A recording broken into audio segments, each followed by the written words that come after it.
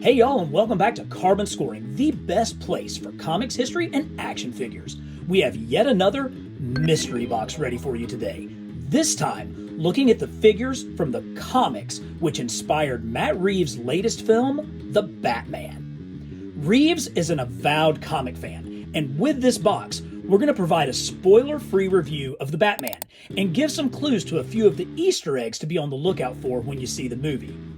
But the main question on everybody's mind is, how was Robert Pattinson as Bruce Wayne and Batman? A movie can only be as successful as its lead actor. So, how did Cedric Diggory do? Well, we here at Carbon Scoring are Team Edward. That's right. Pattinson was fantastic as the Caped Crusader.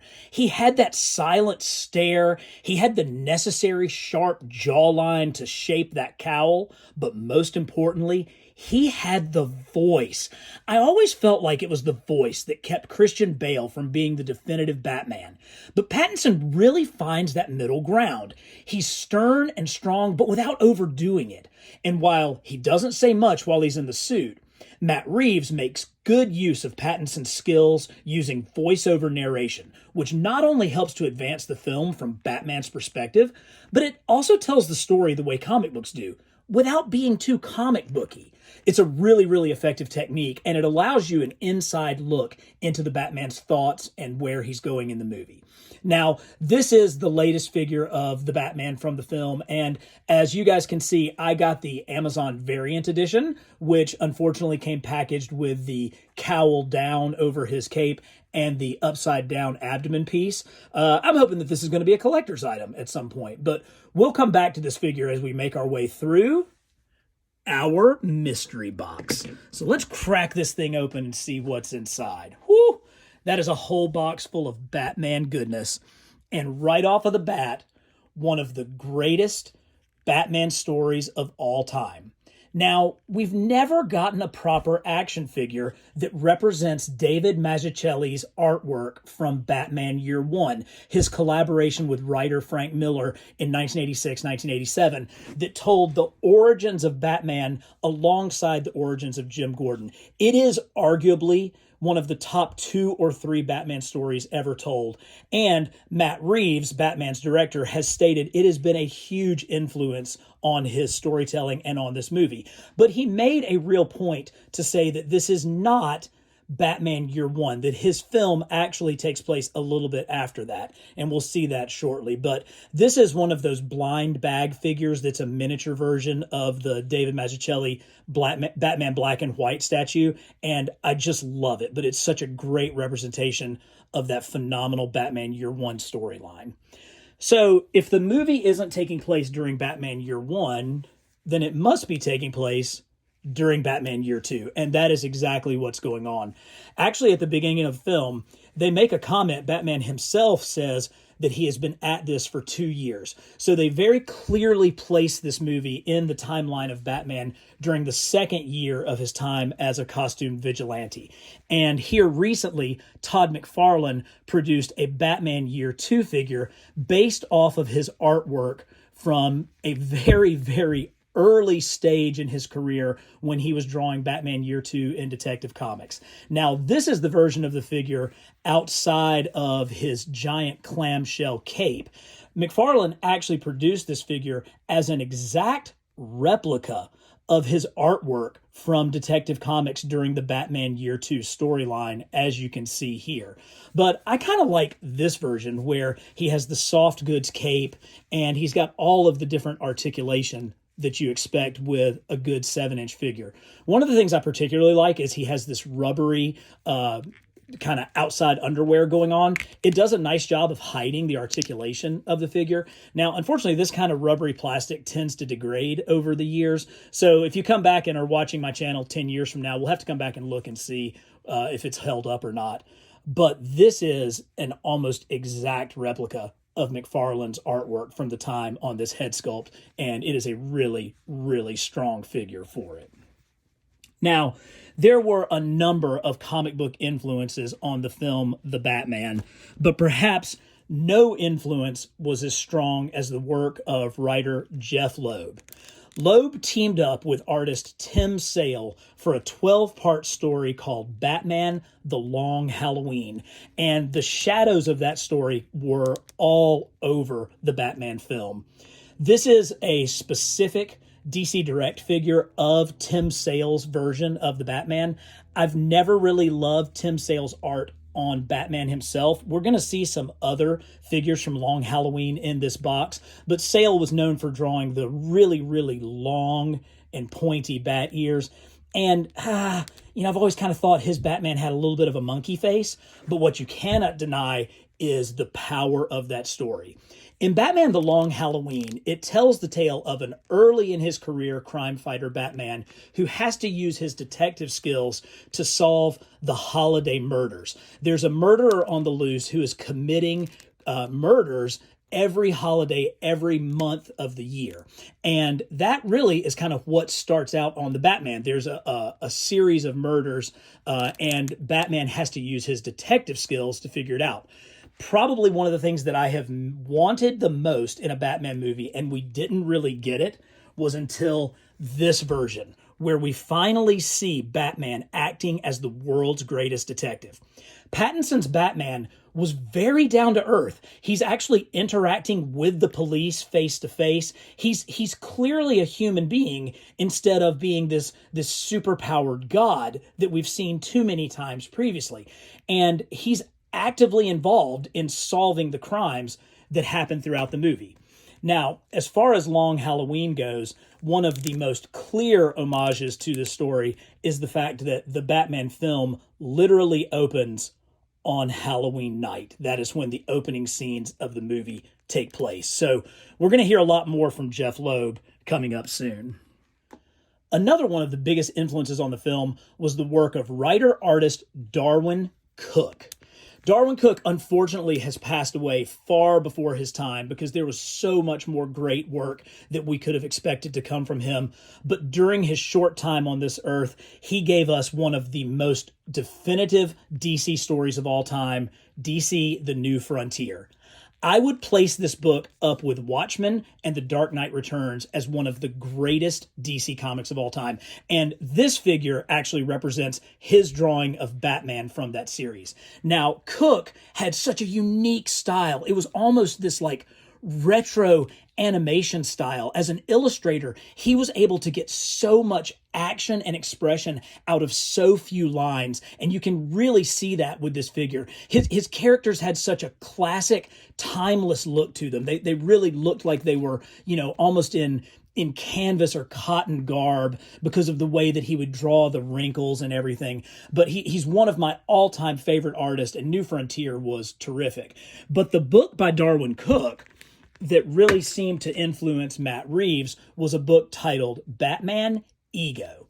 And in this graphic novel, Darwyn Cooke tells the story of a Batman who is grappling with the dual sides of his personality. He almost has like a mental break, kind of like the way Two-Face has, where he disassociates his identity of Batman and Bruce Wayne. Now, the film doesn't really go in that direction, but it does explore one of the main topics that Darwyn Cooke looked into in his story, which is the idea of, is the Batman doing more harm than he is good? Does his presence actually cause more trouble than it does create good?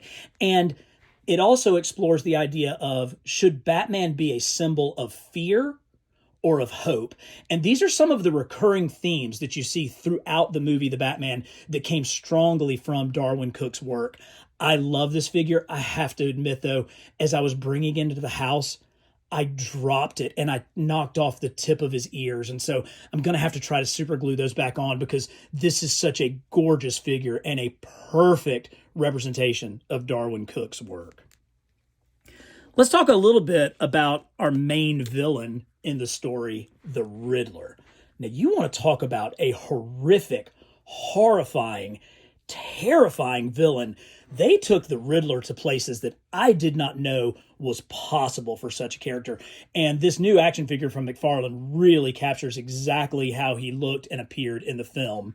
He even comes with this shovel thing, which for a weapon is used as an incredibly horrific and horrifying thing and has a key plot point in it that I'm not going to spoil for you.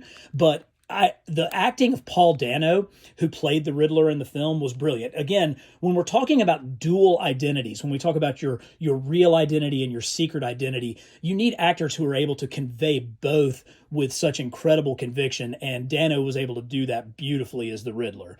But what about the Riddler's backstory? I mean, the Riddler is a character who has been around forever. I mean, he was on the Batman 66 TV show. He's always been just kind of a goof. And you can see that in this DC Universe Classics figure. I mean, this is what you typically think of with the Riddler. He's got a boiler hat. He's got some kind of doofy orange and purple outfit on. He's got question marks all over it. I mean, where do you buy this sports coat? I mean, this is utterly ridiculous. And this is typically how the Riddler has been portrayed until Jeff Loeb, in his series Hush, actually made the Riddler a force to be reckoned with.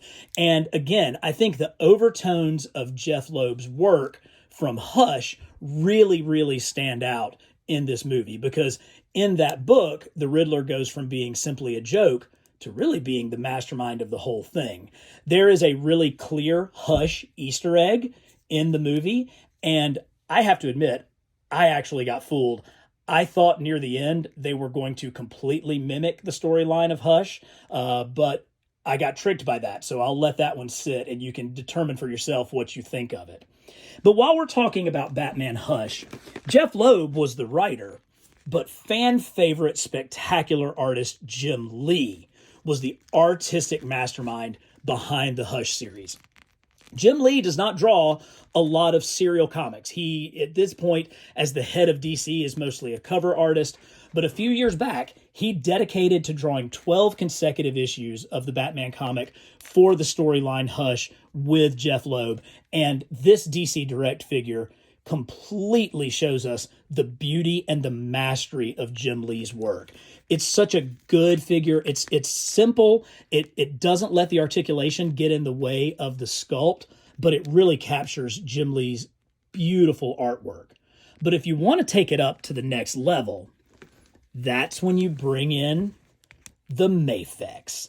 So here is the Mafex version of Jim Lee's Hush. So again, you get all of that gorgeous sculpting. You get that completely perfect Jim Lee head sculpt and Jim Lee frame, but with the kind of articulation that you can only get in an import figure. Plus, this figure comes with a wired cape, and so you are able to create some of the most iconic Batman poses and scenes that you could possibly imagine. I do think Hush was a strong influence on Matt Reeves' film, not only because of the clear Easter eggs and the thread through line of the Joker, but just in the way that Batman moves and in the portrayal of Gotham City throughout the entire film. Now, the other main bad guy in the movie was Oswald Cobblepot, also known as the Penguin.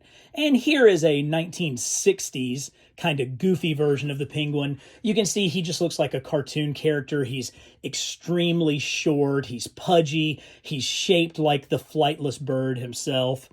Let's move forward just a little bit to Tim Sale's version of the Penguin. And this is from the Long Halloween book.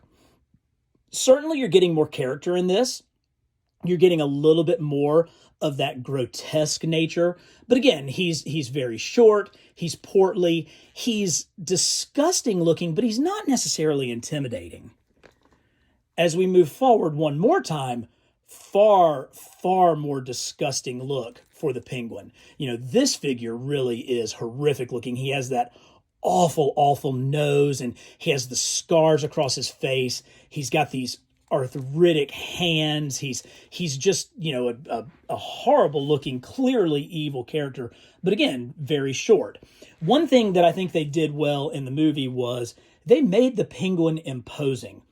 Colin Farrell plays the Penguin in this film, and he is unrecognizable. I had to come home after the movie and confirm that it actually was him, because I had no idea while watching the movie that he was the actor playing Oswald Cobblepot.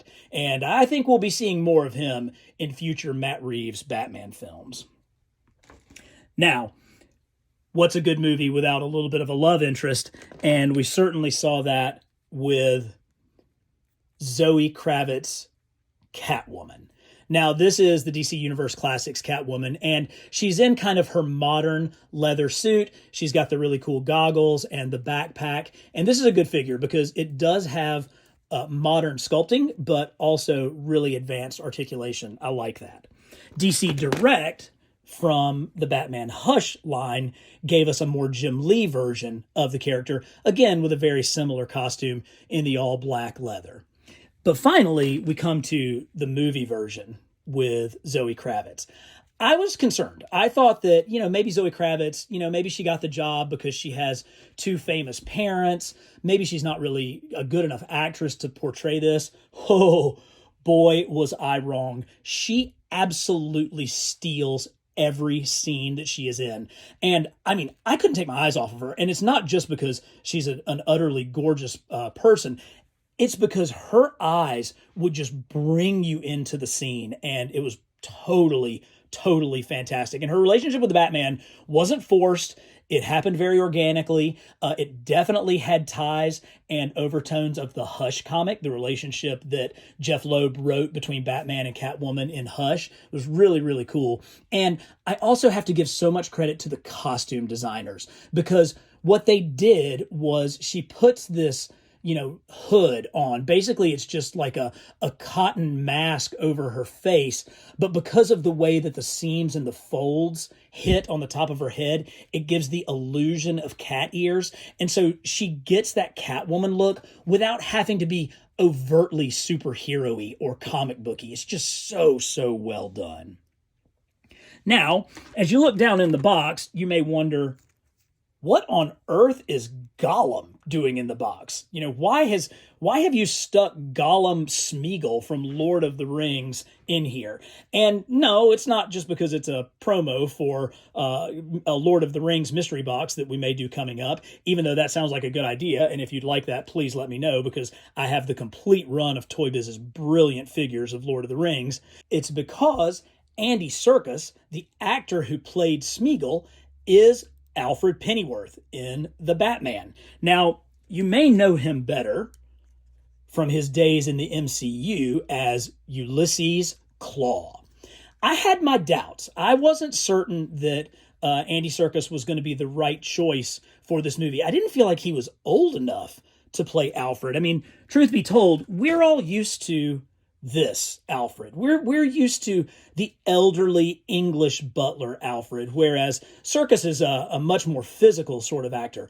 But I have to say, I think it worked. He wasn't used too much. He was in the film just enough. And because the Batman is younger in this movie, I think a younger Alfred actually played out pretty well.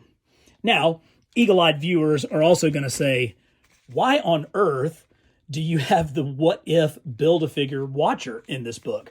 And if you haven't figured out by now, it's because the Watcher is voiced by Jeffry Wright, who played Jim Gordon in The Batman. Jeffry Wright has been fantastic in every movie that I've ever seen him in.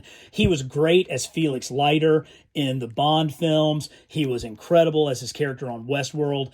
And he actually comes to embody Jim Gordon like you would not believe. When you think about Jim Gordon, there's some certain characteristics. You think about integrity.